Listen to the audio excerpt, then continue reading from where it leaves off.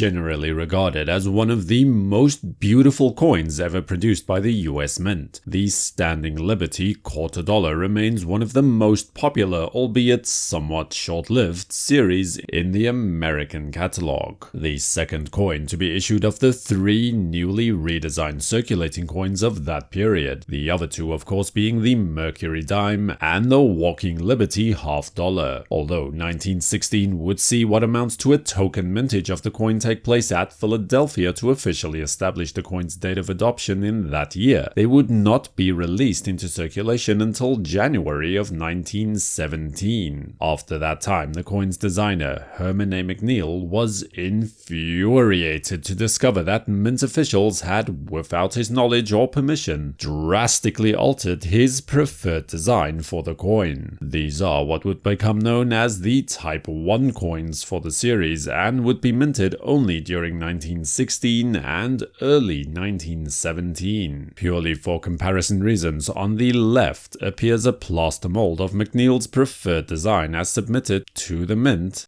and on the right is a Type 1 coin minted in 1916. Note that the dolphins at the bottom, the olive branches, the walls, the decorative border, the design and placement of the shield, and the word Liberty, the sash, Liberty's flowing hair, her dress, were all either redesigned or removed entirely. Similar changes were also affected to the reverse design as well. Mint records remain suspiciously quiet on this matter, so who exactly was responsible for the redesign is unclear, but surely only either George Morgan or Charles Barber, who was still both in office at the time, could have had the clout and the daring to effect such a change. The controversy over the coin's design would not end there, however. In total, the coin's design would be altered 3 times during its short 15-year run. The first Type 1 coin, and then later in 1917 the Type 2 would be released, where Liberty's bare chest is covered in chainmail on the obverse, and the reverse would see the eagle's position shifting upwards and the spacing of the stars altered to add 3 stars below the eagle. The third alteration would take place in 1925 to address what is a genuine design flaw, in that the raised date would suffer wear to the extent that it would disappear entirely in circulation. To fix this problem, the date was recessed instead. Between 1916 and 1930, the Standing Liberty quarter was minted at all 3 working mints for a total of 37 issues and saw 226,770,400 coins enter circulation, at which point it was retired in favor for the Washington quarter, which is still in circulation to this day. Now, before we delve deeper, just a quick note on the methodology used to compile this list. Only official mintage figures from the US Mint are considered and no varieties are included on the list. Prices stated are accurate at the time of publication and include auction results from within the past 5 years or so, as anything older than that may no longer, strictly speaking, be relevant. With that being said, let's take a look at your top 10 low mintage Standing Liberty quarter dollar coins.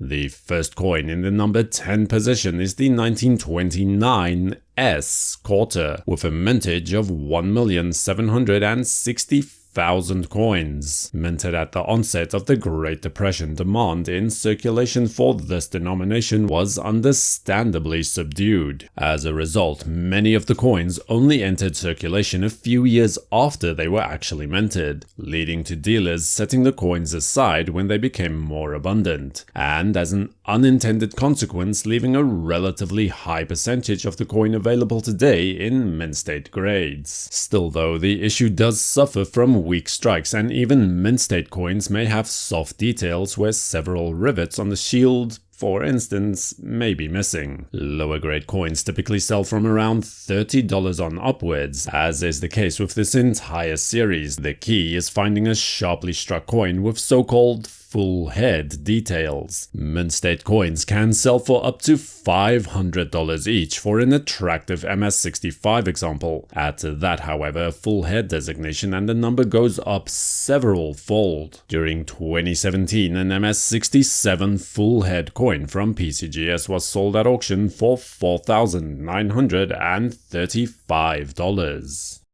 The number 9 position is occupied by the 1926 D coin, with a total mintage of 1,716,000 coins minted. Although the issue is easily obtainable and an unusually large percentage of the surviving coins exist in mint state conditions today, that does however not tell the full story. The 1926 Standing Liberty Quarter from the Denver Mint, perhaps not coincidentally so, along with the Buffalo Nickel of the same date and mint, are some of the weakest struck coins in the entire series, and the percentage of full head coins are minuscule and impose just frankly insane premiums when such coins are made available. Lower grade coins of this date sell from around $20 for bargain basement copies, while attractive mint state coins can be had in MS65 for as little as $350. As mentioned though, full head coins are virtually unseen, with only a handful showing up in the census report. And in 2014, an MS67 coin graded by PCGS with a full head attribution was sold at auction for $105,750.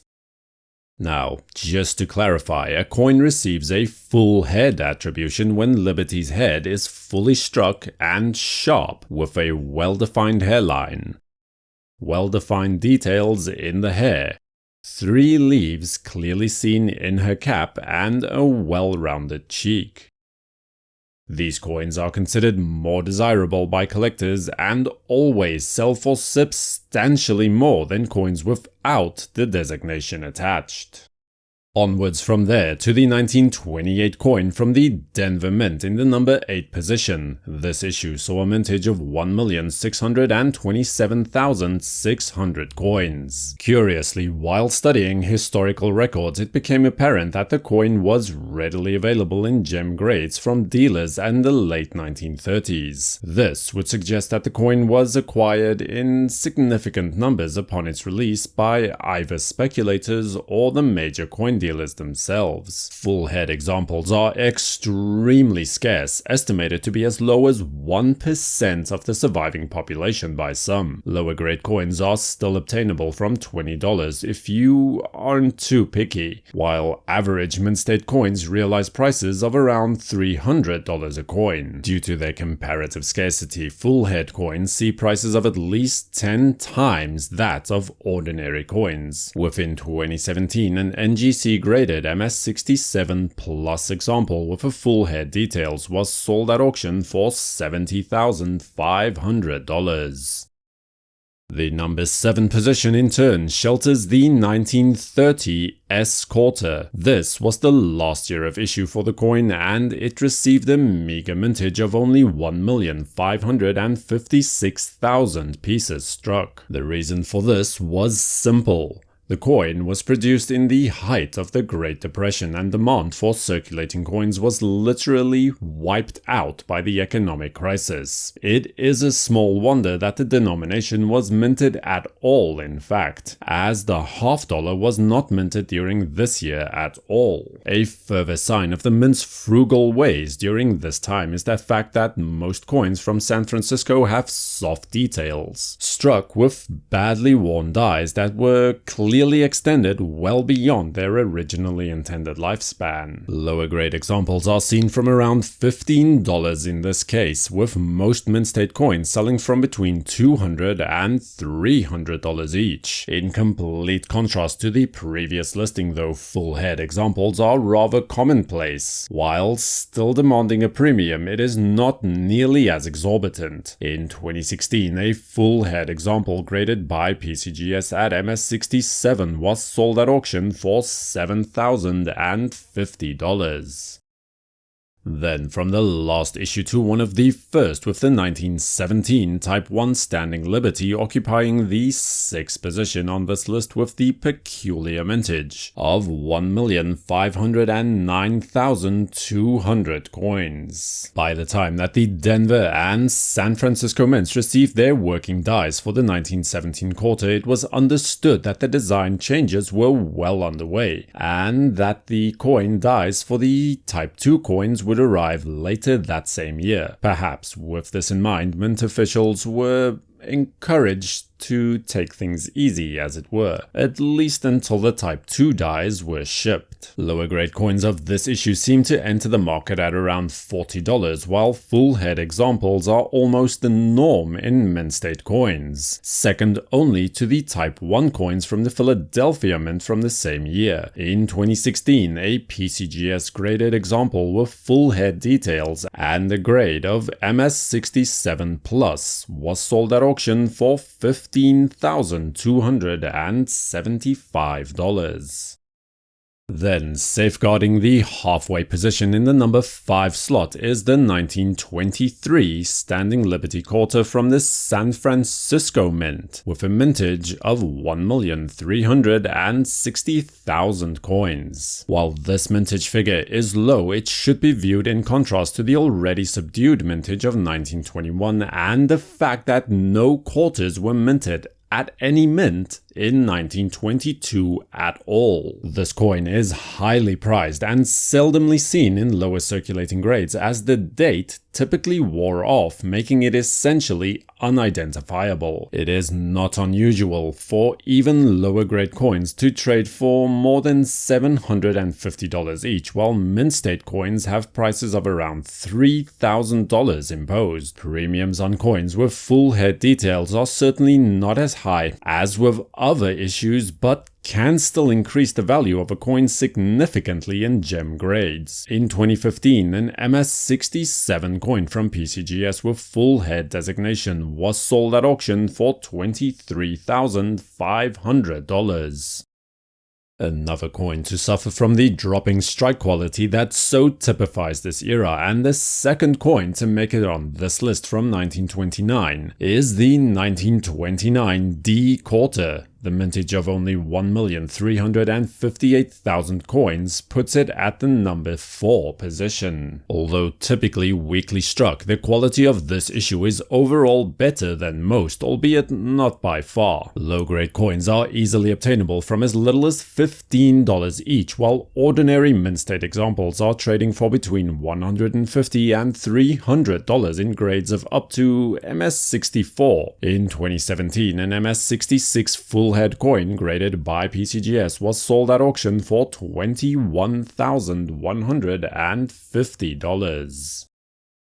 Number 3 holds the first coin on this list with a mintage of less than 1 million. The 1927 D has a mintage of only 976,000 coins. There is an unnaturally high percentage of the coins in mint state range in the census reports compared to the circulating grades. This, combined with historical records indicating the coin's availability in complete bankrolls from dealers as late as the 1950s, seems to point to a situation where there was little to no demand in circulation, accounting for the small mintage and the fact that the majority of the coins were likely stored in vaults until much later. Coins in the very lowest of grades can be had for as little as $20 each, while you should expect to pay around $70 for a good quality VF coin at least. The mid-range, mid-state graded coins sell from around $300 each, but in 2014, an MS67 coin, graded by PCGS with rainbow toning and a green CAC seal, was sold for $22,325 at auction.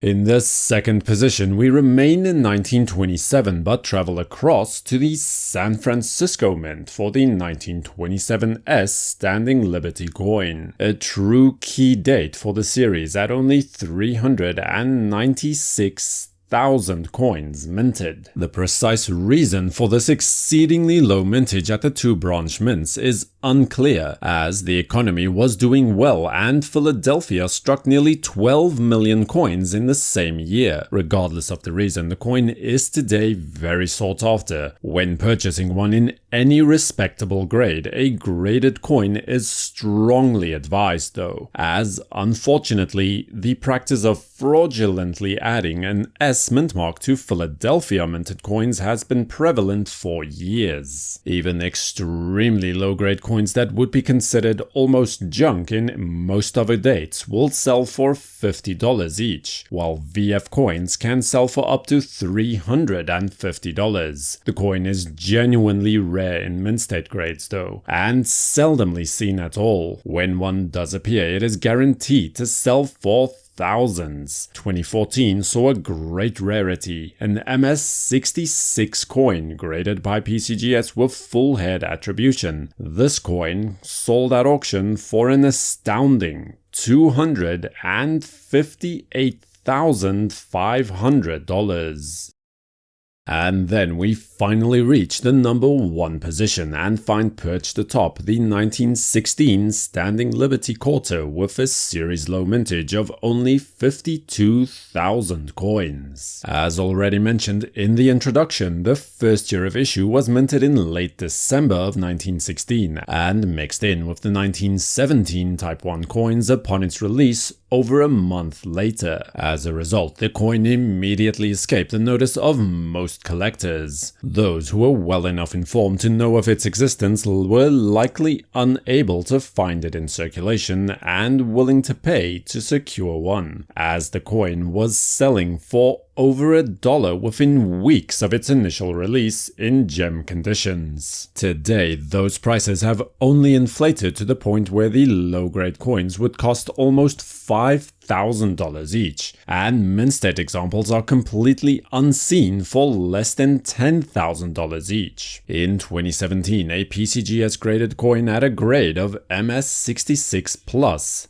and a full head attribution was sold for $135,125. Let me know if you collect Standing Liberty Quarters, and do you prefer the Type 1 or the Type 2 design for this coin, or let me know if you would have preferred the designer's original designs instead in the comment section below. If you like this video, then feel free to have a look at our other top 10 coin videos as well, and hit up that like button as well.